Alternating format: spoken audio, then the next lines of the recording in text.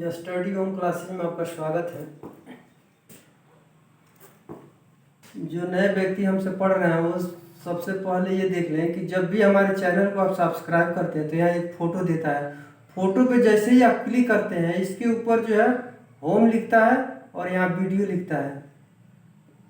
यदि आप इस वीडियो को जो टच करते हैं तो वीडियो का जो लिस्ट खुल करके पूरा आ जाता है, जो आपको कक्षा 9 से लेकर के और 12 तक का जितना भी वीडियो में डाल रखा हूँ पूरे का एक लिस्ट आपको मिलेगा। यदि आप उसको देखते हैं और देखने के बाद अगर लाइक का बटन दबाते हैं तो आप इसी लिस्ट में अपनी लिस्ट में जाएंगे तो प्लेलिस्ट आपका तैयार हो जाएगा, जिसमें सारा वीडियो जाकर एकत्रित हो जाता है जो लाइक करते हैं।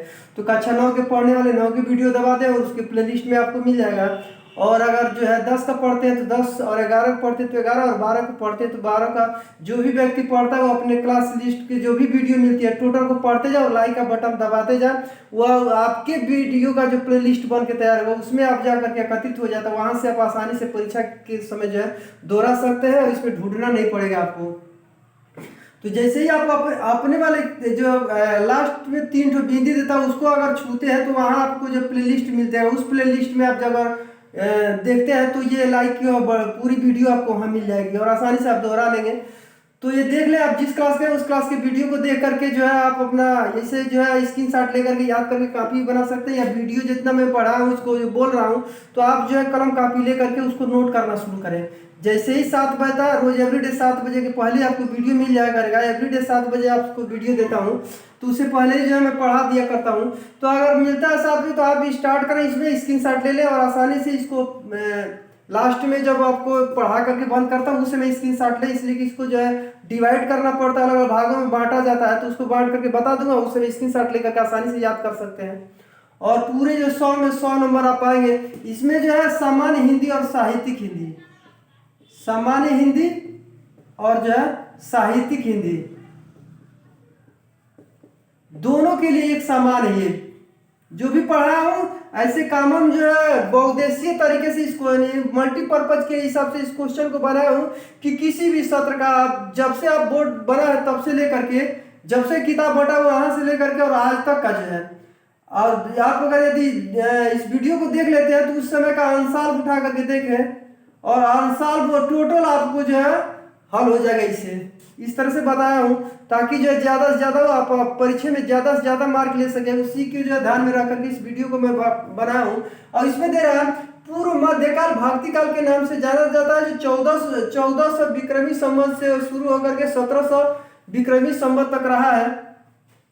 सन में देखें तो ये 1343 ईस्वी से शुरू होता है, 1643 ईस्वी तक जाता है। उसके बाद इस काल की विशेषता, ये सन भी पूछता है, विक्रम संवत भी पूछ सकता है आपको प्रश्न में और सन से भी पूछ सकता है। इसके बाद इसकी विशेषता आती है कि भक्ति काल पूर्व मध्यकाल और भक्ति काल की जो है विशेषता लिखिए। तो इसमें देता है भक्ति काल में निराकार ईश्वर के उपासक थे, गुरु के महत्व पर उनका विश्वास था, जाति पाति अंधविश्वास रूढ़िवाद और मिथ्याडंबर था उसमें। उसके बाद दे रहा इस काल आदि के विरोधक थे, जाति पाति अंधविश्वास रूढ़िवादी मिथ्याडंबर आदि के विरोधी थे। उस समय के जो ये लेखक थे उनके बारे में लिख रहा है। इस काल के कवि जो आश्रयदाताओं से स्वतंत्र थे, किसी के अधीन रहकर के काम नहीं करते थे, स्वतंत्र अपनी मर्जी से लिखते थे। यदि आप पढ़ते हैं कक्षा 7 का जो इतिहास आता है इतिहास, तो उसको पढ़ते समय पहला जो चैप्टर दिया उसी में दिया है कि जैसे ही अंग्रेज शासक जैसे ही जो मुस्लिम शासक आते हैं और आने के बाद से जैसे ही लड़ाई लगती है उसमें कुछ लोग मारे जाते हैं, तो उसमें वीर रसा आपका आदिकाल पढ़ा गया। और उसके बाद का जो काल है वो भक्ति काल है। तो भक्ति काल शुरू होता है, उसमें जो है संत हुए हैं, उसके बाद से जो है कई जो लेखकों का उसमें नाम वर्णन करता है। तो यदि आप ऊपर लेते हैं तो यह आसानी से इसका हो जाएगा कि पूर्व मध्यकाल आपको जो है मुस्लिम शासक आए तब से है, और उसके पहले का समय जाता है वो आदिकाल या वीरगाथा काल के नाम से जाना जाता है, जिसमें लड़ाई होती थी तो वीर रस का उसमें वर्णन मिलता है। और इसमें जो है क्या बोलता है आपको भगवान के ऊपर जो है लिख करके लिखा था। निर्गुण काव्य धारा होती है, इसको 2 भागों में बांटते हैं, भक्ति काल को 2 भागों में बांटते हैं, निर्गुण भक्ति काल होता है और सगुण भक्ति काल होता है। इसके बाद से दे रहा है कि निर्गुण भक्ति शाखा, या पढ़ते समय ये निर्गुण भक्ति शाखा जो दे रहा है उसमें कबीरदास, संत रविदास या रविदास दूसरा नाम इनका नानक जो है और दादू, मलुकदास, धर्मदास और सुंदरदास होते हैं। ये निर्गुण भक्ति शाखा है जिसे निराकार मान करके भगवान को पूजा जाता था।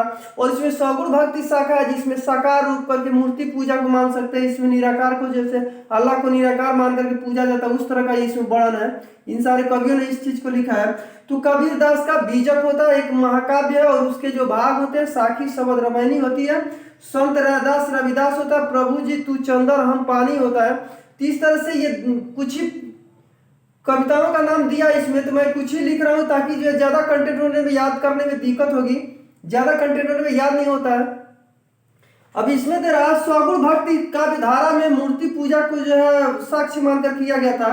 इसमें सूरदास आते हैं, सूर सागर, साहित्य लहरी, सूर सरावली होता है जिनकी कृति होती है, कविता होती है। तो ये जो लिखे हैं। इसके बाद नंददास है, मीराबाई, पदावली और राग, गोविंद और गीत है। उससे अभी कृतियाँ ज्यादा है, लेकिन परीक्षा की दृष्टि से पढ़ा हूँ। इसमें और लेखों का भी कृतियाँ डाल देता, लेकिन जो है परीक्षा की दृष्टि से ज्यादा हो जाएगा और समय ज्यादा लगेगा, तो परीक्षा में नंबर आने की संभावना कम हो जाएगी। इससे मैं जानकारी के हिसाब के साथ साथ जो है अंक ज्यादा मिले, इसको ध्यान में रख करके जो इसको पढ़ा हूँ। तो इसमें मीरा और रसखान, तो मीराबाई की कृतियां होती है, पदावली, राग और गोविंद गीत होती है। उसके बाद से इसमें लेखों में आता है, इस पूरे लेखकों को यानी सगुण भक्ति धारा के जितने भी लेखक हैं, ये 8 इनको अष्टछाप कहा जाता है। क्या कहा जाता है? अष्टछाप किया जाता है सामान्य हिंदी में। साहित्यिक हिंदी में जब पूछा था अष्टछाप के कवियों का नाम नहीं है, इस तरह से 4 विकल्प दिया था। तो ये पूछने में जो है 2 आपकी विशेषता पूछता है, इसमें 2 कवियों का नाम पूछता है। तो इसमें मैंने ज्यादा का, ये तो मतलब 8 आपको याद करना पड़ेगा, इसलिए 2 को छोड़ करके बाकी 8 को याद कर ले पूरा तो भी ठीक है। लेकिन ये दोनों जो है किसके भक्त थे? कृष्ण के भक्त थे। तो आसानी से आप इसको भी लिख सकते हैं कि कृष्ण के भक्त में मीराबाई और रसखान का नाम आता है। देख लीजिए, सूरदास, नंददास, मीराबाई, रसखान, कृष्णदास, कुंभनंदास। उसके बाद चतुर्भुज दास होता है, चित स्वामी आता है, गोविंद स्वामी होता है, परमानंद दास आता है। इन सारे लेखों में 8 को जो है, ये 2 लेखों को छोड़ करके आप आसानी से याद कर रहे हैं, ये भी तो बहुत जरूरी है। इसमें इनकी कृतियां पूछा है और इन सारे लेखों का नाम याद कर ले।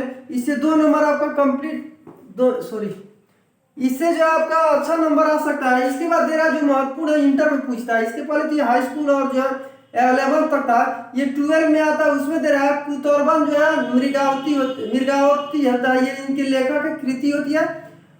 मंझन का जो मधुमालती होता है, उस्मान का चित्रावली होता है, शेर नबी आनंदीप होता है, कासिम शाह का हंस जवाहिर होता है, नूर मोहम्मद इंद्रावती होता है। इसके जो है कृतियां होती है, परीक्षा में पूछता है। इसको आप याद कर ले। हर वीडियो को देखने के बाद लास्ट में जब मैं यहाँ से अलग हो जाता हूँ तो आप इसका स्क्रीनशॉट ले लें, आपको याद करने में आसानी होगा। नहीं तो आप अपने साथ किताब रख लीजिए, कॉपी कलम लेकर के बैठ जाइए। जैसे ही मैं बोलना शुरू करता आप क्रम से लिखना शुरू कीजिए। कम से कम एक चैप्टर, एक वीडियो को 7 बार लिख डालिए। 100% है आपको कि जो है परीक्षा में पूरा मिलेगा आपको। मिलते हैं अगले वीडियो में, तब तक धन्यवाद। पढ़ते रहें, अपने दोस्तों को शेयर भी करते रहें।